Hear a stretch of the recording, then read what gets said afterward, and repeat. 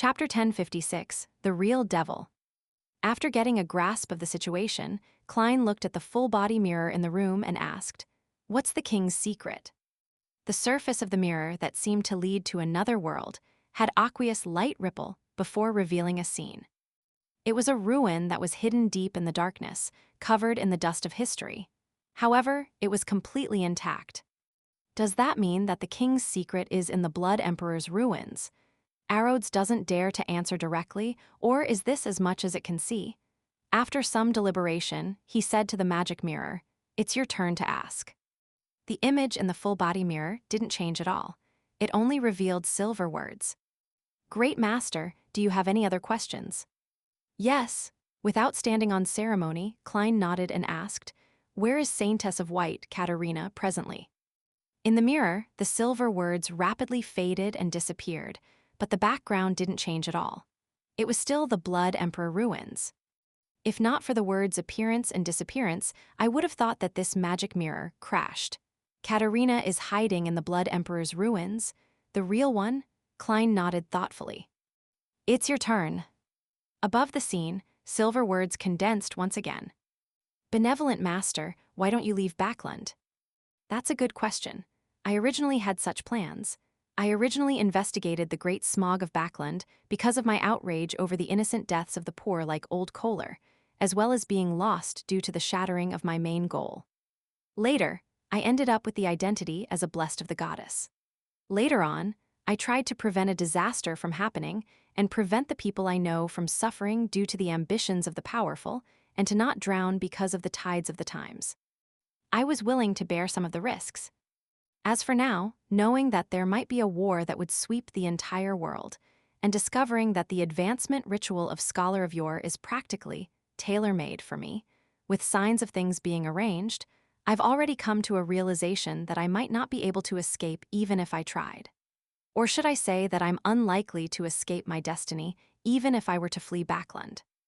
In that case, I might as well take the initiative to face the risk head-on and see if I can figure out the truth and find a chance to survive, grasping my fate in my own hands. Klein's thoughts kept churning before they settled. Following that, he calmly replied, "Leaving can't really solve the problem." With that, he asked, "Where is Trissy now?" The full-body mirror finally changed the depicted scene. This time, it was pitch black. Occasionally, thick objects would slip across the surface. Arrodes also can't see Trissy's situation. Klein nodded slightly and said, "It's your turn to ask." The mirror was filled with aqueous light, and wisps of silver formed a sentence. "Great Master, I have something to tell you. May I?" "Go ahead," Klein replied, somewhat curious. The silver words changed into new words. "You have to be careful with what follows next." It even used an exclamation point. Arrodes noticed something unpleasant. After thinking for a few seconds, Klein said, "What do you think can threaten me?" "I don't know, I have a feeling." Arrodes reorganized its words, turning them from silver to grayish-white. It was obvious that it meant to express its sadness and self-reproach. Without waiting for a reply, new grayish-white words appeared in the mirror one after another.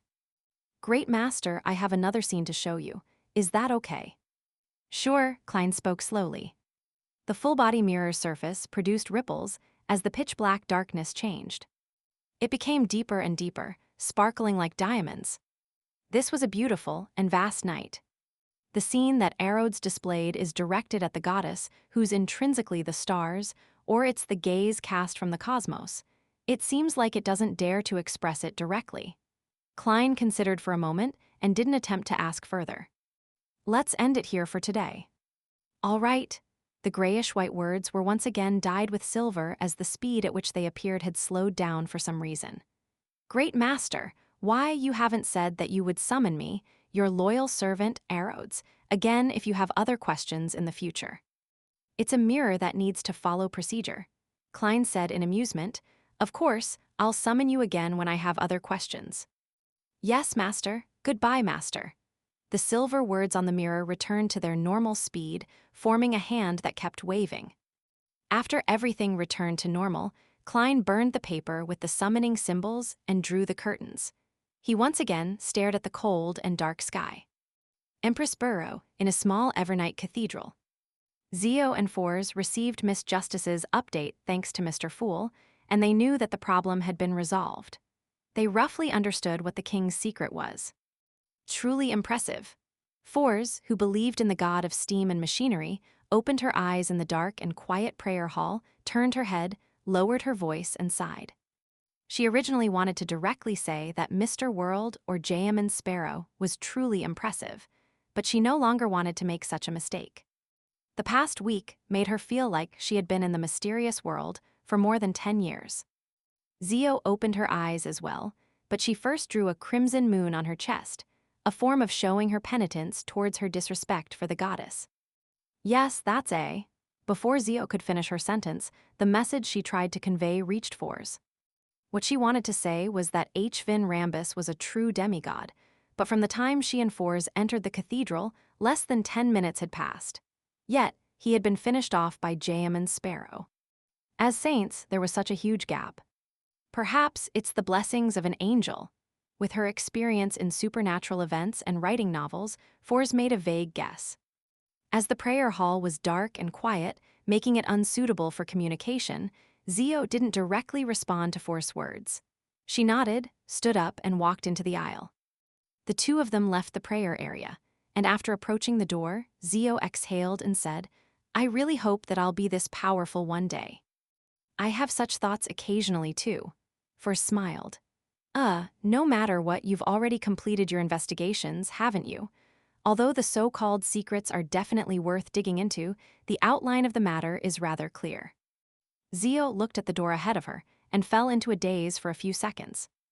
But what's the point? I can't do anything about this matter. No. When it comes to enemies, that person's identity isn't too lofty.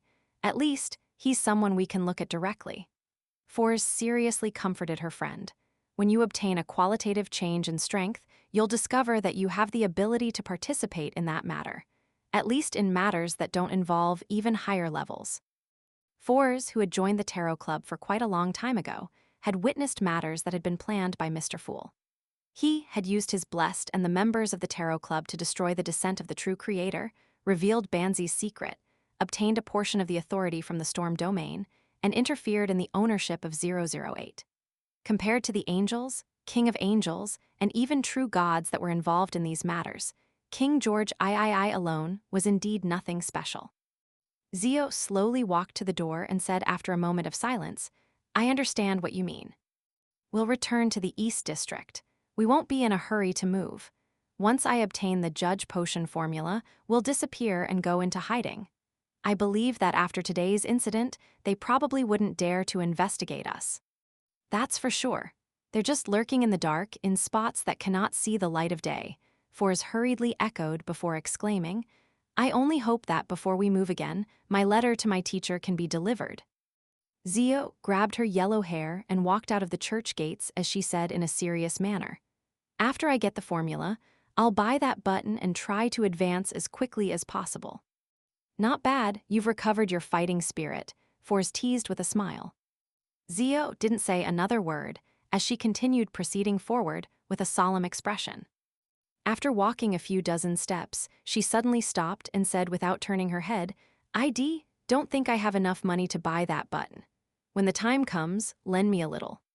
I'll definitely return it." Fours was taken aback for a second before chortling. "Okay. If my guess is correct, I should be able to get the subsequent items from my teacher." Thursday afternoon. Using the excuse of having some rest, Klein returned to the master bedroom and entered the bathroom. He took 4 steps counterclockwise and arrived above the gray fog. He believed that the glass bottle that was filled with the potion had already finished absorbing it. Sitting at the high-back chair of the Fool, he waved his hand and removed the isolation barrier, pulling his target over. The transparent glass bottle was already stained with a dark color. It had a mesh pattern on its surface which shimmered slightly, giving off an artistic flair. It was empty inside, with not a single drop of the potion remaining. The spacious bottle's mouth was covered with a layer of mist that glowed. It made Klein feel as though his gaze was being sucked in the moment it landed upon the mouth of the bottle. A voice sounded from the bottle. "By throwing in 100 gold coins in it, you can fulfill a wish." By throwing in 100 gold coins in it, you can fulfill a wish. Who did you learn this from? I have to say, this monotonous statement does have some hypnotic effect. Throwing in 100 gold coins would be akin to opening the doors of the body of heart and mind and becoming the bottle's slave. Klein did a simple analysis before beckoning for the unshadowed crucifix. Using the pressure brought about by the gray fog, he stuffed it into the bottle's mouth. "You devil!" The voice in the bottle screamed shrilly before it was miserably blocked by the gray fog.